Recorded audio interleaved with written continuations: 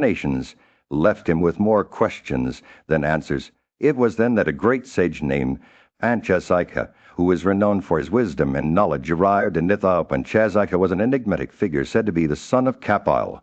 A revered Rishite, he possessed a deep understanding of the Sankhya philosophy and had spent 1,000 years performing a mental sacrifice that allowed him to attain a state beyond human comprehension. The sage had also completed all the prescribed rituals and sacrifices and was well versed in the 5 sheaths that cover the soul. As Panchasaika wandered through the land, he encountered a group of Sankhya ascetics and asked them about the highest truth.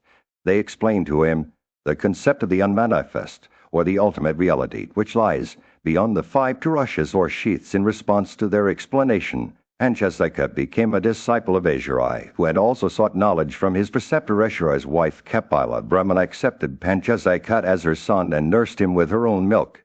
This act imbued Panchasaika with an understanding of the ultimate reality, and he came to be known as the son of Kapila. His knowledge was said to be omniscient, and he possessed the deep insight into the workings of the universe. Panchasaika arrived in Mitha, where Janaka was still seeking enlightenment. The sage began to discourse with the king about the path to liberation, explaining that birth is a source of sorrow, as is the practice of rituals and their fruits. He also spoke of delusion, which is an untrustworthy and uncertain concept. Skeptics argued that if one's death means the extinction of their soul, then it would be unreasonable to believe in the existence of the soul after death. They claimed that direct evidence was the root of both inference and scripture, and that the scriptures were capable of being contradicted by direct evidence. In the presence of Bhishma, Janadeva, a king from the lineage of Janaka, sought guidance on the nature of existence after death. He had been instructed by the wise Rishite Panchasaika to further explore this topic, and his curiosity was palpably illustrious. One Janadeva began, if no person retains any knowledge after departing from this state of being, what then is the difference between ignorance and knowledge? What do we gain by knowledge, and what do we lose by ignorance? His words dripped with a sense of urgency, as if he was grasping for answers to the mysteries of life. Bhishma beheld Janadeva enveloped in darkness, his mind clouded by error. The wise Panchasaika tranquilized him with gentle words. In this emancipation, the consummation is not extinction, nor is it any kind of existence that one can readily conceive. He explained that the body was a union of perishable attributes, water, space, wind, heat, and earth, which existed independently, yet controlled each other. The 5 senses with their respective objects were also intertwined. Panchasaika continued to illuminate Janadeva's understanding. The mind, existing as an attribute of Chit, has 3 states: pleasure, pain, and absence of both. He revealed that the senses rested on space, which was the organ of hearing sound. A modification of space was perceived through this union. Janadeva listened intently, his confusion slowly lifting. What then is the truth? He asked. Panchasaika's response was like a gentle breeze. That person who regards this union of perishable attributes as the soul feels much misery due to imperfection of knowledge. He spoke of those who regarded worldly objects as not soul, and how they ceased to have attachment for them. The wise sage then introduced the concept of renunciation. Samagrada, renunciation of acts, is laid down for all persons who strive earnestly for emancipation. He said. Panchasaika explained that this renunciation was not just of wealth and possessions, but also of pleasure, happiness, and even oneself. Bhishma nodded in agreement. As Panchasaika revealed the path to true understanding, one should quickly cast off the mind with the understanding. He described the 15 excedents or attributes needed for perception. 3 causes for each sense organ. These attributes led to 3 classes of consciousness: goodness, passion, and darkness. As Janadeva listened, his eyes widened in comprehension. Panchasaika's words painted a picture of the intricate dance between body, senses, and mind. The wise sage concluded by saying that whatever state of consciousness existed with joy or satisfaction was due to the quality of goodness. Discontent or cheerlessness indicated an accession of passion into them. In the midst of a lively discussion, Yudhishthira posed a profound question to Bhishma. What actions bring happiness and which ones lead to woe? He asked. And what, O Bharata, is it that allows one to transcend fear and achieve success in life? Bhishma The venerable sage gazed at Yudhishthira with a deep understanding in his eyes. He began to speak, his words dripping with wisdom. The ancients who had devoted themselves to the study of the Srutas extolled the virtue of self-restraint above all else, for it is through self-restraint that one achieves success in their spiritual endeavors. As Bhishma spoke, he gestured with his hands, as if illustrating a truth that was both simple and profound. Self-restraint is the foundation upon which all other virtues are built, he said. It enhances one's energy, making them strong and resilient in the face of adversity. The self-restrained individual becomes sinless and fearless, their heart filled with joy and contentment. Vishnu paused, surveying the landscape of his mind before continuing. One who practices self-restraint is like a lotus flower that blooms in the midst of turbulent waters, he said. Their inner peace remains untouched by the turmoil around them.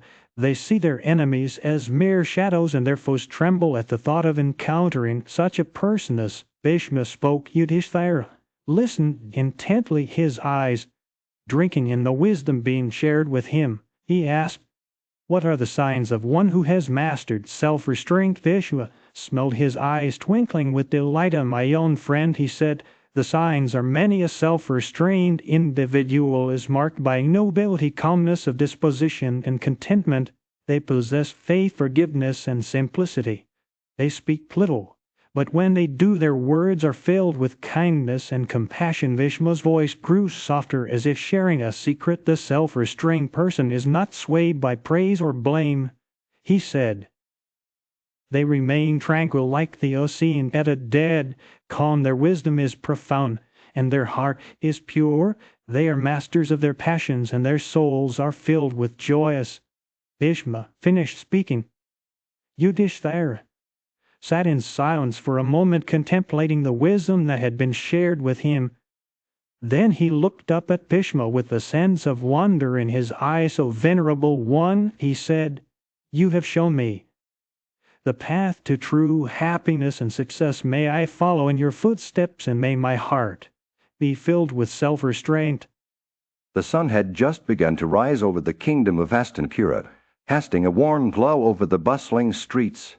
Yudhishthira, the eldest son of King Pandu, stood before his revered grandfather Vishnu, seeking guidance on the intricacies of spiritual practice. Grandfather, Yudhishthira asked, "I have often seen people eating the remnants of sacrifices, which include meat and wine, in order to obtain children and heaven. What is the nature of this act?" Vishnu's eyes sparkled with wisdom as he began to explain. "Those who consume forbidden food without adhering to the rituals and vows ordained by the Vedas are considered men of little virtue. However, those who partake of such remnants in observance of Vedic rites and motivated by a desire for spiritual reward may ascend to heaven, but their merit will eventually dwindle." Yudhishthira's curiosity was, it would come, and people often associate fasting with tapas or penances.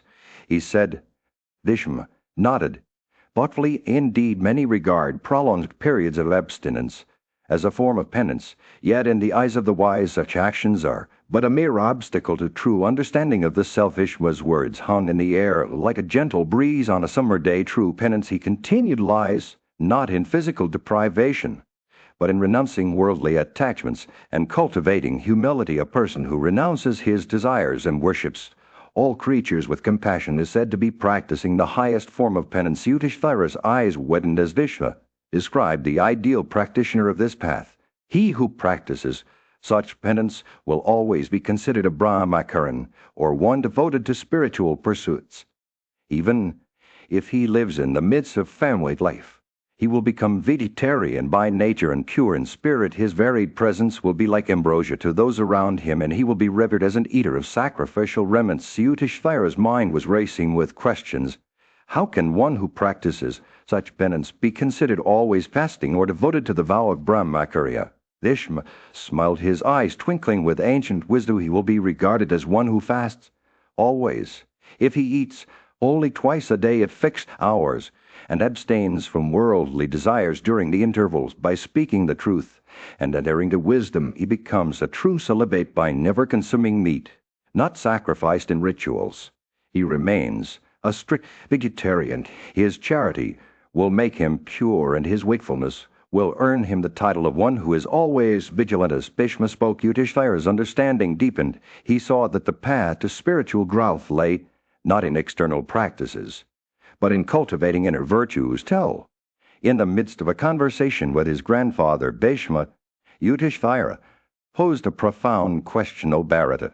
He said, acts good and bad attach themselves to man for the purpose of producing fruits. For enjoyment or endurance is man, however, to be regarded as their doer, or is he not to be regarded? So the doubt in his mind was palpable, and he sought clarity on this matter. Bhishma, wise and venerable, smiled knowingly in this connection, O Yudhishthira. He began, there is an ancient narrative of a discourse between Prahlada, the chief of the Daityas, and Indra, the king of the gods. Bhishma's eyes sparkled as he continued. Prahlada was a man of great learning and virtue.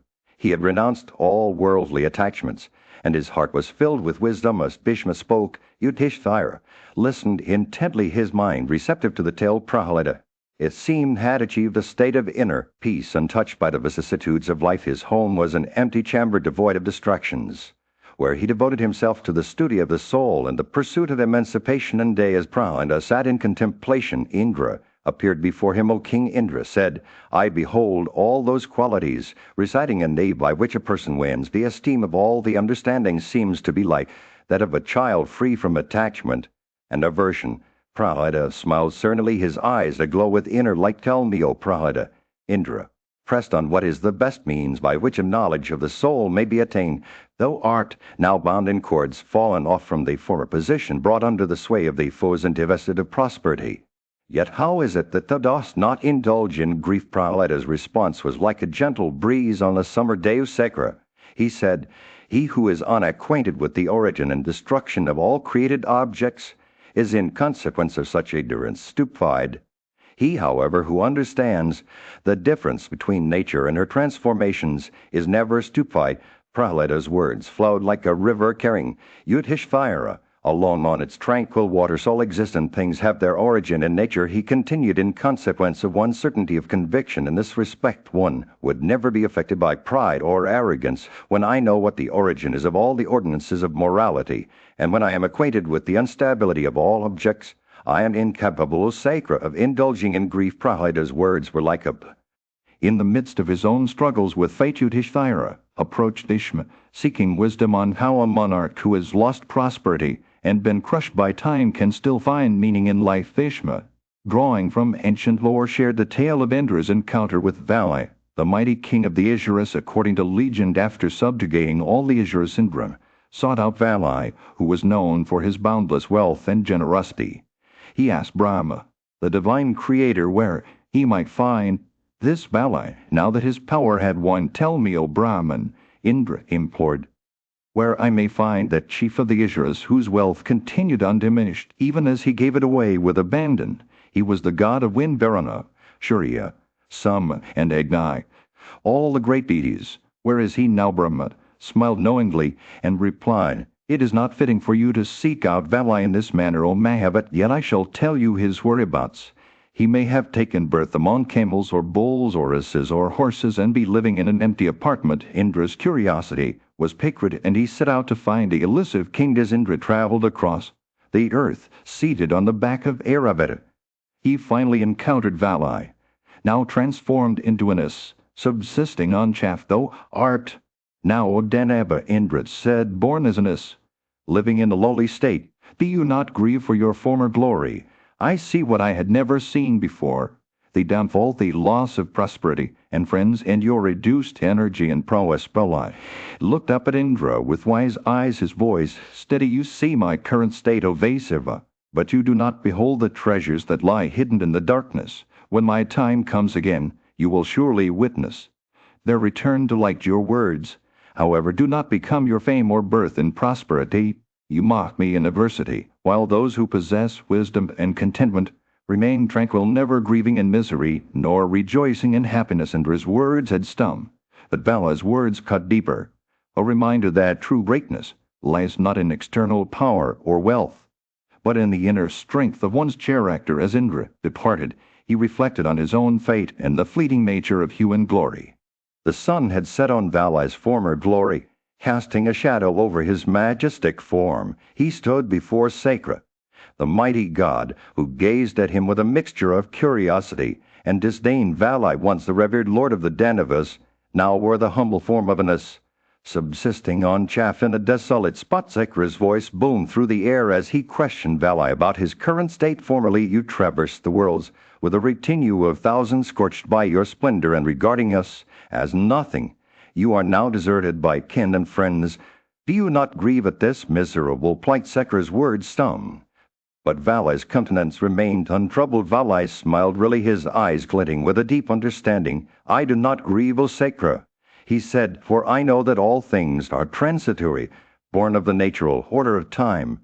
My body may change, but my essence remains unchanged. He paused, surveying the landscape before him. Time is like an unseen. Valai began to explain, his voice weaving a spell of tranquility around Secra. It has no bounds, no shores. It sweeps all creatures away regardless of their strength, beauty, or fortune. I have been vanquished by time, and so what sorrow can I feel? He spoke with the calmness of one who had transcended the petty concerns of mortal life. He spoke. Valai's words seemed to awaken a deep introspection within Secra. The god's countenance softened, his eyes reflecting a newfound understanding. You are right, O Valai, Secra said. Finally, time is the great ordainer of all things. I have been blinded by my own pride and ignorance. Civilite nodded in compassion, his voice filled with wisdom. The gods, men, Pitterscan, Harvas, snakes, and Rakshasas, all were once under my sway, but it was not because of any inherent power or virtue that I ruled. It was simply the natural order of things. He paused, surveying Secra affluence, and its rivers come one after another. Valai continued, I do not grieve at my fall, for I know that it is but a fleeting moment in the grand tapestry of time, and so I shall adopt a behavior of peace and tranquility, acknowledging the impermanence of all things as the sun dipped below the horizon, casting the landscape in a warm orange glow. Valai's words seemed to settle over Secra like a gentle benediction. The god nodded slowly, his eyes filled with a newfound understanding that true wisdom lies not in external power or glory, but in the recognition of time's inexorable march. In a realm beyond mortal comprehension, Bhishma stood as a witness to a cosmic drama unfolding before his eyes. The illustrious Chastisarapeka, Indra, beheld the goddess Sri, embodiment of prosperity, emerging from the form of Valai, the high-souled deity. King Sri blazed with radiance. Indra's eyes expanded in wonder. O Valai, he asked, who is this one shining with splendor, adorned with head plumes and golden bracelets? Who is she that emits a halo of glory on all sides from the body of Valai? The perplexed replied, I do not know whether she is an azure damsel, or a celestial one, or a human one. You may ask her yourself. But Indra's curiosity remained unsated. Though sweet smiles, he implored, Sri, who art thou that dwellest amid lotuses? Tell me the name, who indeed art the blazing with thy own splendor. After having deserted the lord of the deity, Sri smiled enigmatically and replied, I have many names, Vasava. Some call me Dashaha, others Viditsa. I am also known as Guta Lakshmi. And Sri Indra's awe deepened as he beheld her majesty. He asked, O lady, difficult to bear, why do you desert Valai now, after having lived in him for a long time? Is it due to any act of mine, or is it due to any act that Valai has done? Sri's response was both enigmatic and poignant. Neither the creator nor the ordainer rules me. It is time that moves me from one place to another. Do not, O Secra, disregard Valindra, pressed on seeking to understand her departure from Valai. For what reason, O goddess adorned with plumes, do you desert Valai? Why also do you approach me? For living in me, Sri's words were a gentle rebuke. I live in truth, in gifts, in good vows, in penances, in prowess, and in virtue. Valai hath fallen off from all these. He was once devoted to the Brahmanas, truthful, and controlled his passions. Latterly, however, he began to cherish feelings of animosity towards the Brahmanas, and touch clarified butter with soiled hands. Indra's expression turned somber as he realized the reason for Sri's departure from Valai. He vowed to protect her honor and asked, O thou that dwellest amid lotuses, there is not a single person among God's men and all creatures that can bear thee. Forever Sri nodded in agreement. Truly, O Purandara, there is none among God's Gandharvas Azuras. In a serene and tranquil setting, the azure Namachai sat, divested of prosperity, but untroubled at heart. Like the vast scene in perfect stillness, Purandara The chief of the deities approached him with words of inquiry fallen off from they place bound with cords brought under the sway of fine foes and divested of prosperity. Dost thou, O Namachai, indulge in grief, or passest thou thy days cheerful? Namachai gazed at Purandara with an unwavering gaze, his words dripping with wisdom. By indulging in such sorrow as cannot be warded off, one only wastes one's body and gladdens one's foes. He said, no one can lighten another's sorrow by taking any portion of it upon oneself. For these reasons, O Saker, I do not indulge in sorrow. Purandara listened intently to Namachai's words, his expression a mixture of curiosity and respect. He pressed on, seeking to understand the depths of Namachai's wisdom. All this that thus ceased hath one, and Namachai continued, indulgence in sorrow destroys personal comeliness, prosperity, life, and virtue itself. As Purandara listened, he felt his mind expanding with the weight of Namachai's words.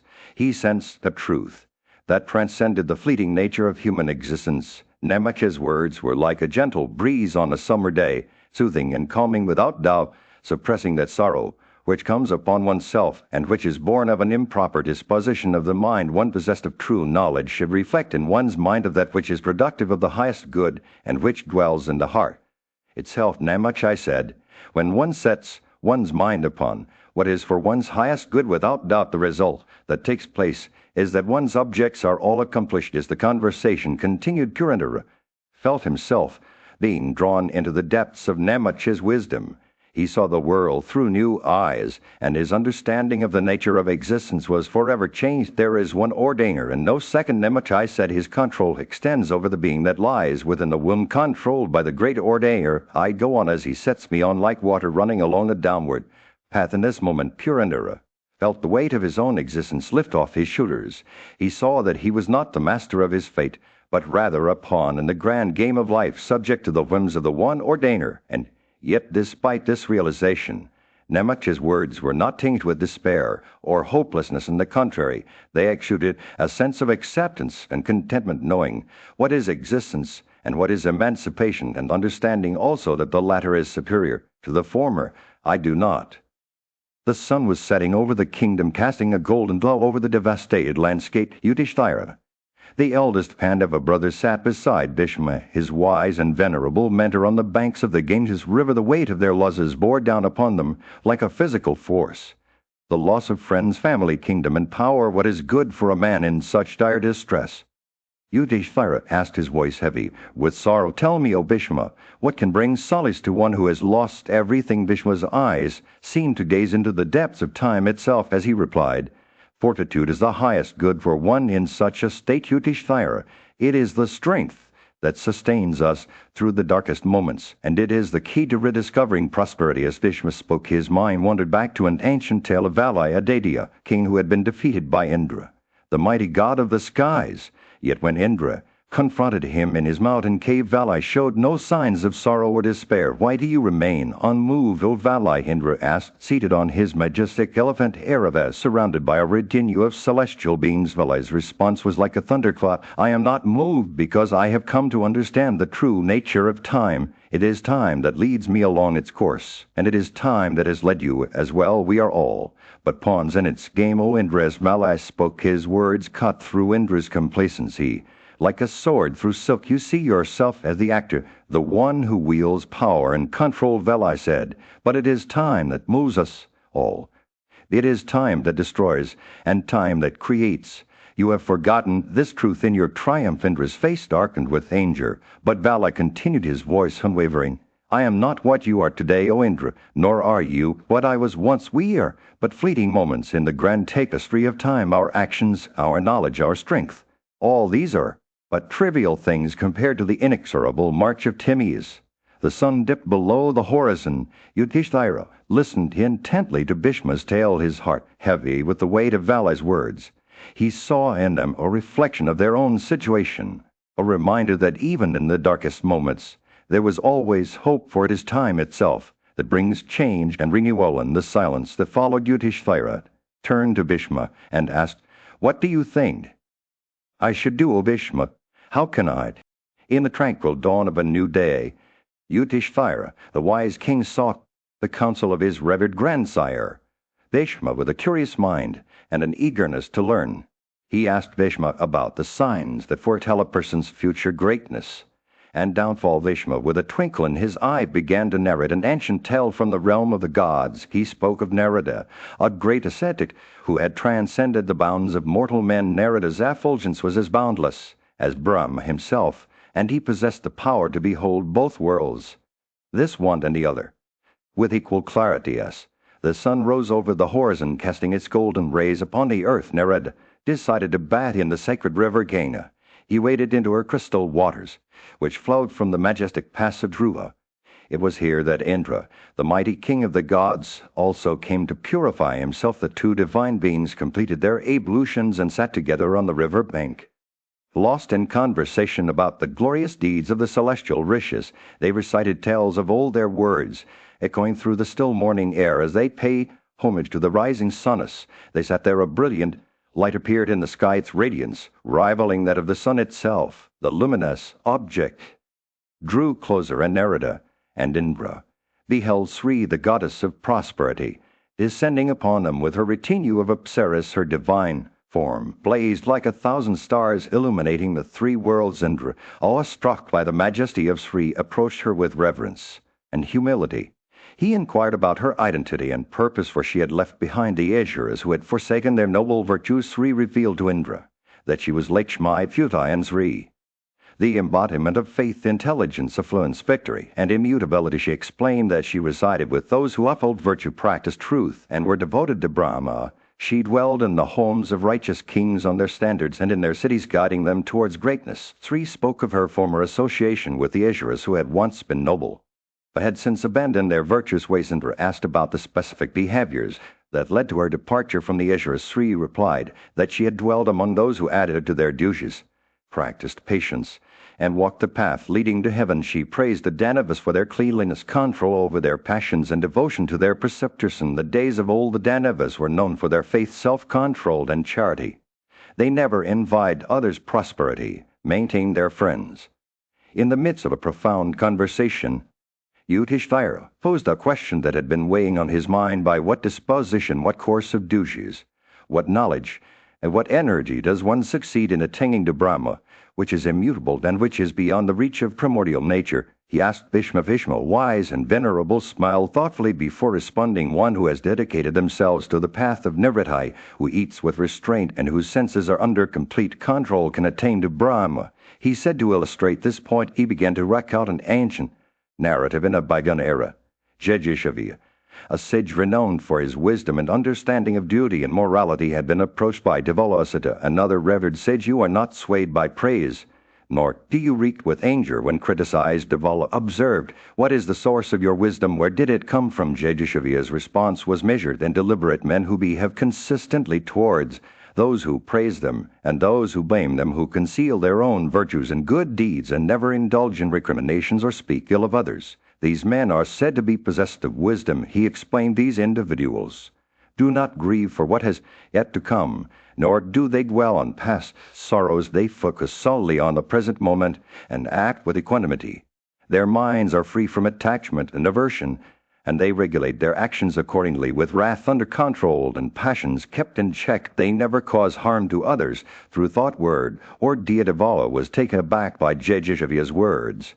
What is the refuge of this wisdom? He asked. Jejishavya replied, it is the knowledge of morality and righteousness that guides these men on their path. By following this path, they attain joy, while those who deviate from it are afflicted with anxieties and sorrow. Yudhishthira listened intently as Bhishma continued to recount Jejishavya's words.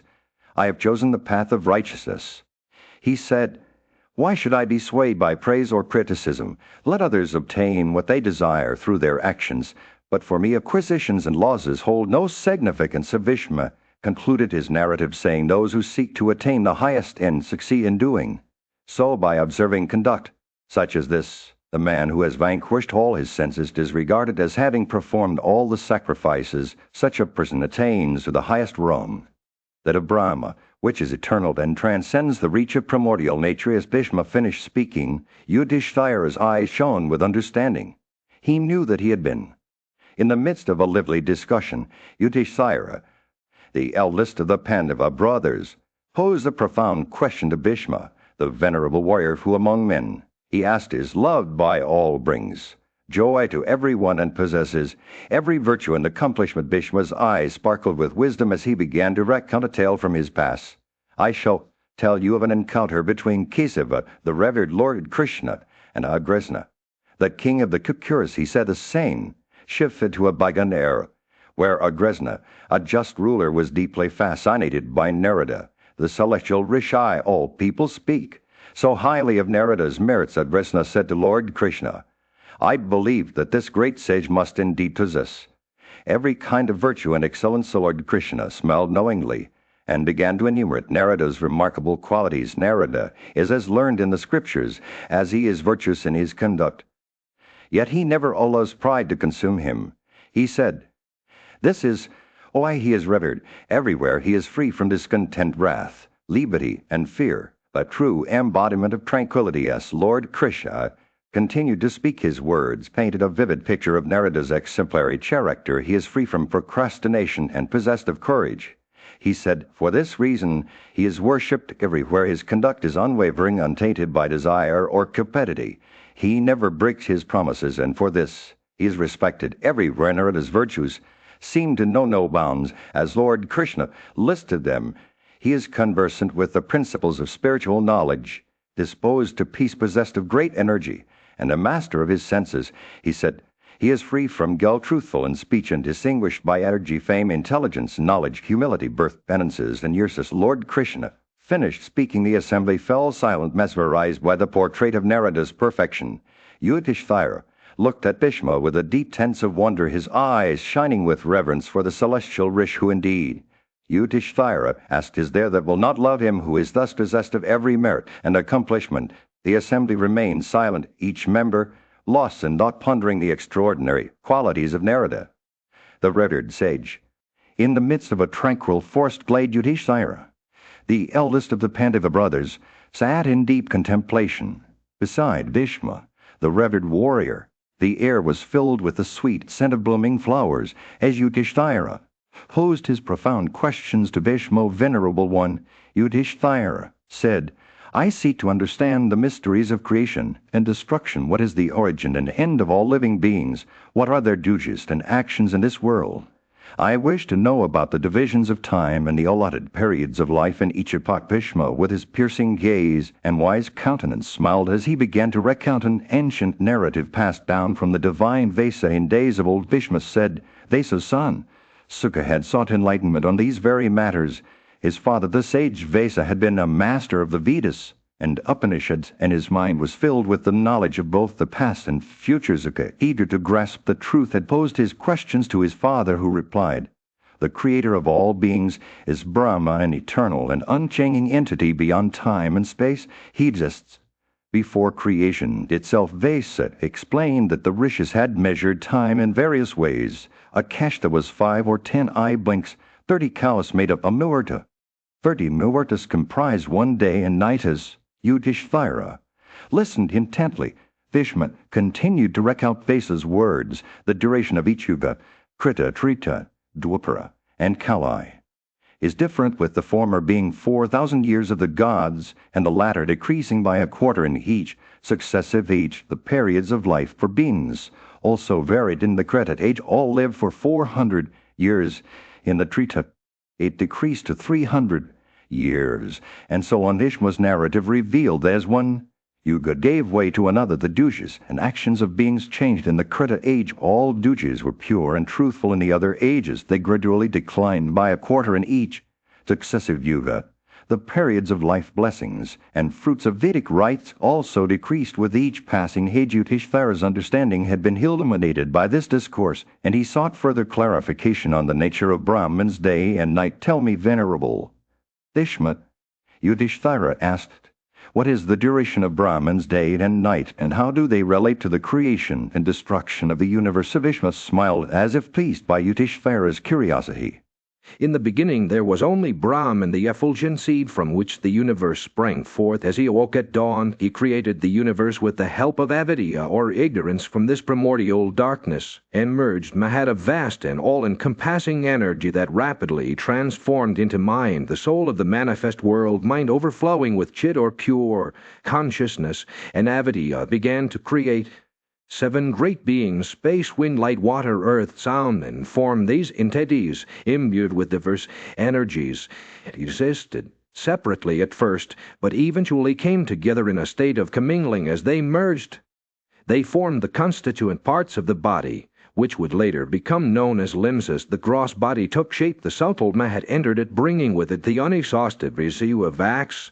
Then the original creator of all beings, Brahman, divided himself and entered the subtle form to survey and oversee everything. In this way, he became the Lord of all beings, responsible for creating both mobile and immobile entities. Brahman's creative power was boundless, as he brought into existence the worlds of the gods, humans, rivers, seas, mountains, trees, animals, birds, and even snakes. Each created entity retained its attributes from previous creations, with some obtaining new ones at each subsequent creation. The ordainer himself appointed relationships between creatures and entities, imbuing them with various energies. Philosophers debated the nature of creation, proposing that exertion, destiny, or nature were responsible for producing effects. However, they ultimately concluded that it was the union of all three that brought about the world as we know it. Meanwhile, wise men and women devoted themselves to the science of things, seeking to understand the mysteries of the universe. For them, penance was the highest good,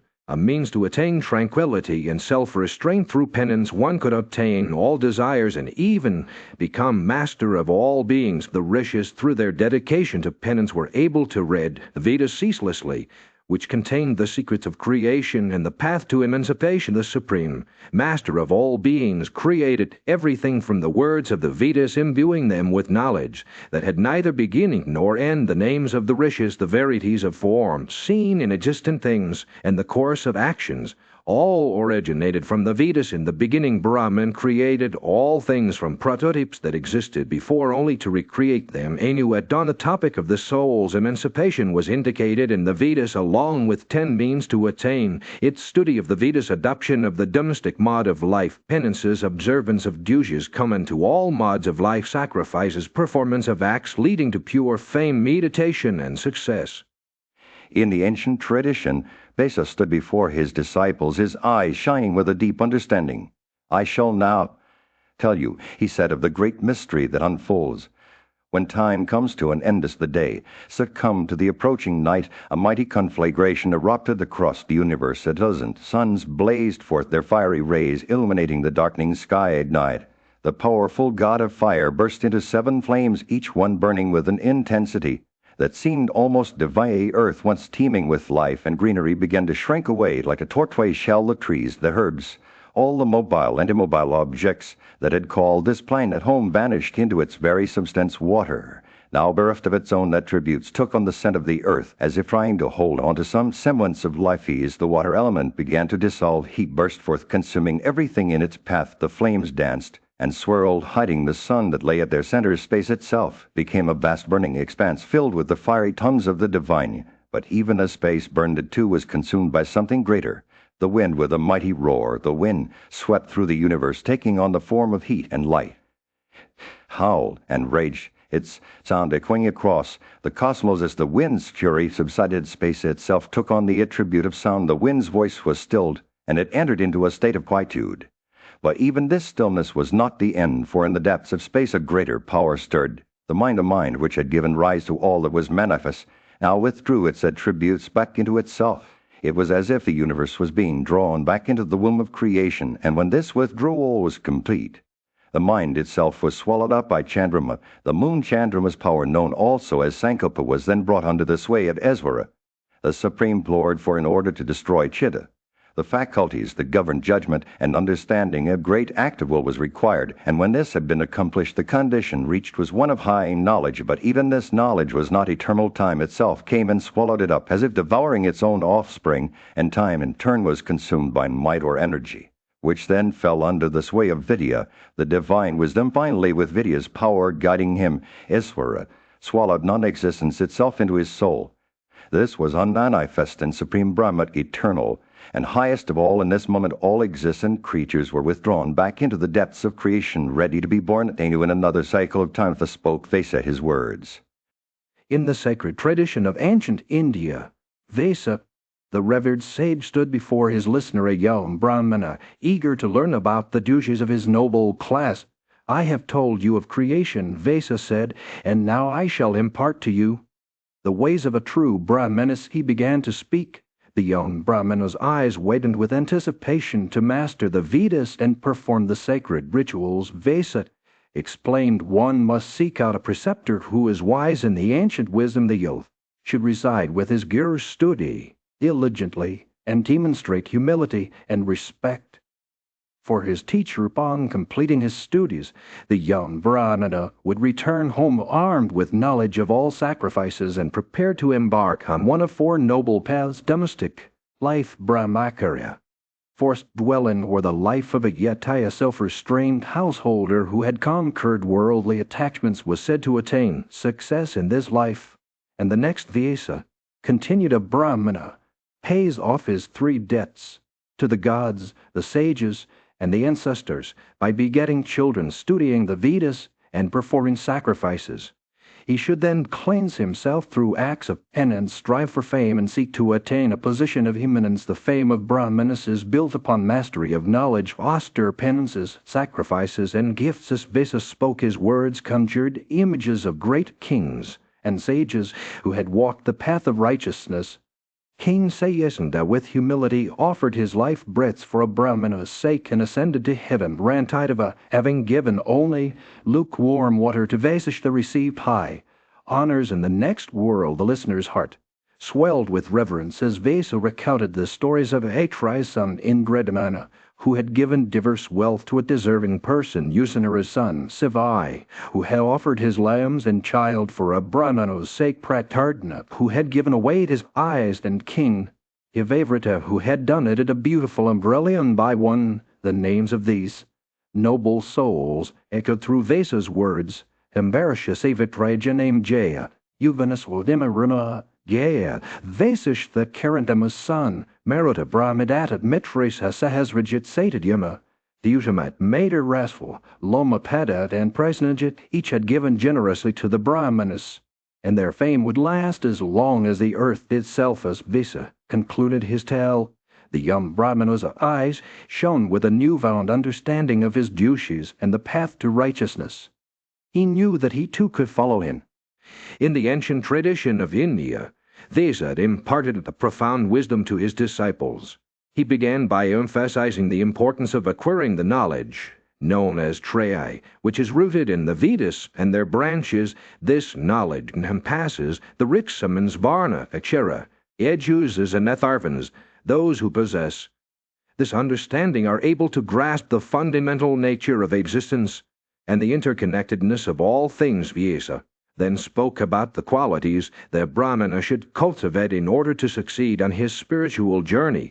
He emphasized the importance of living in accordance with the duties laid down in the Vedas, earning one's livelihood without harming others, and controlling one's passions and propensities. A true Brahmana should be well versed in the scriptures, practice self-restraint, and lead a life guided by the quality of goodness. As Vesa continued to impart his wisdom, he described the mighty river of time, which bears all beings towards their ultimate destination. This river is characterized by its fierce currents, eddies, and crocodiles, but for those who possess knowledge and wisdom it can be crossed safely. The wise individual equipped with the raft of knowledge is able to navigate this treacherous stream and reach the shores of emancipation. Vyasa caution that mere intellectual understanding is not enough. One must also cultivate virtues such as modesty, guilelessness, and self-restraint. A person who is possessed of intelligence should strive to lead a simple life, abstaining from excessive desires and conquering his senses. By doing so, he will be able to transcend the limitations of the material world and attain spiritual liberation. The sage continued by emphasizing the importance of living in accordance with one's duty, varna, dharma, and avoiding acts that are unrighteous or injurious to others.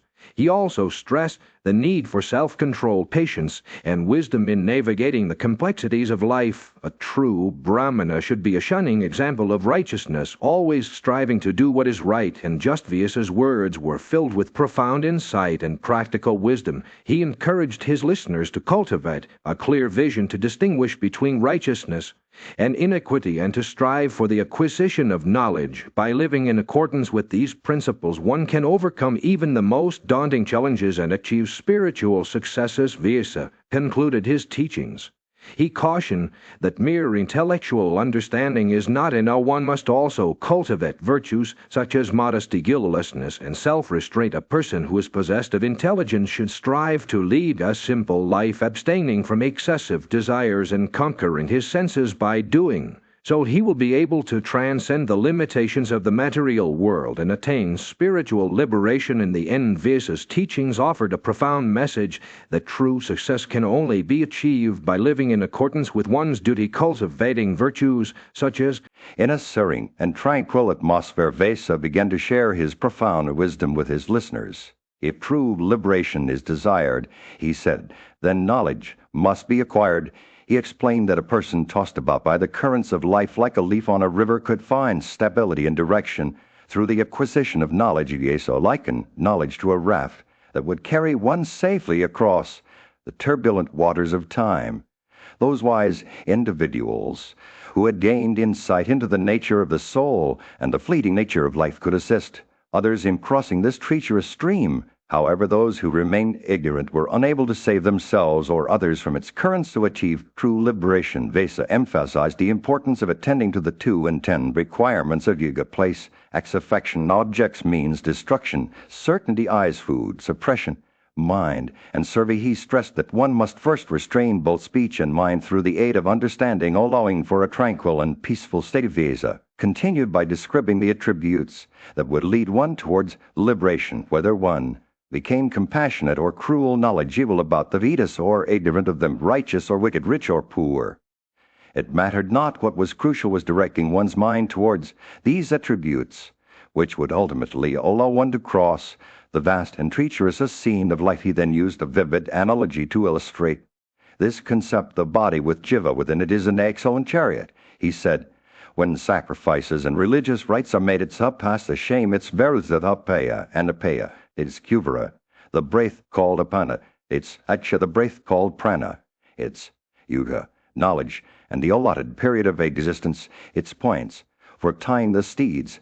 He explained that when one's soul was freed from attachment to worldly desires and faults, it could navigate this chariot towards its ultimate goal. Vyasa then described the concept of dharana, setting the mind upon one thing at a time, the yujin, observing proper vows and restraints, practices in all 7 kinds of dharana, gradually acquiring mastery over earth, wind, space, water, fire, consciousness, and understanding. As the listener's understanding deepened, Vyasa revealed the various stages that the yujin would experience as they transcended their material form. In the first stage, the welkin seemed to be filled with a supple substance like fog vapor. In the next, the yujin beheld within themselves in the firmament of their heart the form of water. As this too disappeared, the form of fire displayed itself, followed by the form of wind, as effulgent as a well-tempered weapon of high polish. As the yujin progressed, they gradually acquired mastery over the elements, and with it various extraordinary abilities. They could create creatures from their own body, like Prajat. In a tranquil setting, Vyasa sat in contemplation, surrounded by his disciples. Sukha, one of them, approached with curiosity, seeking answers to profound questions about the nature of knowledge. Maharishi Sukha began, you have spoken of the importance of meditation and the pursuit of emancipation through knowledge. But what exactly is this knowledge? Is it the discovery of truth that arises from dispelling error, or perhaps the path of duties that guides us towards our objectives? Vyasa's eyes sparkled as he pondered Sukha's inquiry. One Vyasa replied, knowledge is not merely a matter of intellectual understanding. It is the application of wisdom in all aspects of life, from agriculture and craftsmanship to the cultivation of knowledge itself. The wise use their intelligence to guide them towards their goals, just as a skilled farmer tends to his crops with care and attention. Sukha's eyes widened as he listened intently, but Vyasa could sense a hint of skepticism within him. Tell me, Maharishi Sukha, pressed on what about those who believe that the world operates according to its own nature without any inherent purpose or guiding force? Do they not possess some measure of truth? Isa's expression turned grave as he addressed this question. Unless one such individuals are blinded by their own misconceptions, they fail to recognize the existence of a higher reality that underlies all things. Theirs is a shallow understanding devoid of true wisdom. As the conversation unfolded, Vesa began to outline the various forms of creation and their corresponding characteristics. In this world, we find creatures born through four distinct methods: viviparous, oviparous, vegetable, and those born of filth. Mobile beings are superior to immobile ones, and intelligent energy is inherently more noble than non-intelligent matter. Listened with rapt attention as Vesa continued to elaborate on the nature of creation. But all creatures too have their own gradations, from those that inhabit land to those that roam elsewhere, and within these categories some are superior to others, due to their adherence to douches and their cultivation of knowledge. The sun began to set, casting a warm glow over the assembly. Vesa's words grew more profound. The true Brahmana is one who has devoted himself to the pursuit of Brahma knowledge, transcending the limitations of pravriti and nivriti. He is a renouncer, firm in his purposes and possessed of puissance. His eyes shone with understanding as he listened to Vesa's words. And what of those who have achieved true knowledge? He asked. Vesa's smile illuminated the gathering. They behold their own soul as existing both within and without. Such men, O child, are truly regenerate and are gods themselves, as the stars began to twinkle in the night sky. The venerable Vesa stood before his disciple, his eyes shining with wisdom. These are the essential acts the Brahmana must perform, he said, his voice filled with authority. One who possesses knowledge will attain success through these prescribed actions. But there is a doubt, my child, whether these acts are obligatory or optional. Vesa paused, collecting his thoughts before continuing. Some say that exertion is the cause of all actions, while others claim that necessity is the driving force. Others maintain that nature itself determines our deeds. Some argue that it is a combination of exertion and necessity, while others propose that time, exertion, and nature are all intertwined. As he spoke, Vesa's words will the tapestry of diverse perspectives. Some men believe that objects exist, do not exist, or cannot be said to exist. Others say they cannot be said not to exist. But Eugens behold the universe as one, with Brahma as the ultimate cause. He gazed into the distance, his eyes clouding over in contemplation. And the Krita Yuga men are devoted to penances, their souls tranquil and righteous. They analyze desire and aversion, worshipping only through self-control. Devoted to penance, one attains success, creating the universe by becoming it. One becomes the master of all things, puissant and supreme. Vesa's voice took on a reverent tone as he spoke of Brahma. Brahma has been declared in the Vedas, but even those who have studied them cannot fully comprehend its nature. It is inconceivable, yet revealed through the Vedanta. Brahma cannot be beheld through actions alone. He turned to his disciple once more. The sacrifice ordained for Brahmanas consists of meditation and recitation, while that for Kshatriyas involves the slaughter of animals in honor of the deities. For Vaisyas it is the cultivation of crops and the care of domestic animals, and for Sudras menial service to the other three orders. Vesa's words flowed like a river, carrying his disciple through the ages. In the beginning of Trita, all was as it should be. The Veda sacrifices, castes, and modes of life existed in their entirety, but with the passage of time declines set in Dwapara and Kali Yugas. The Vedas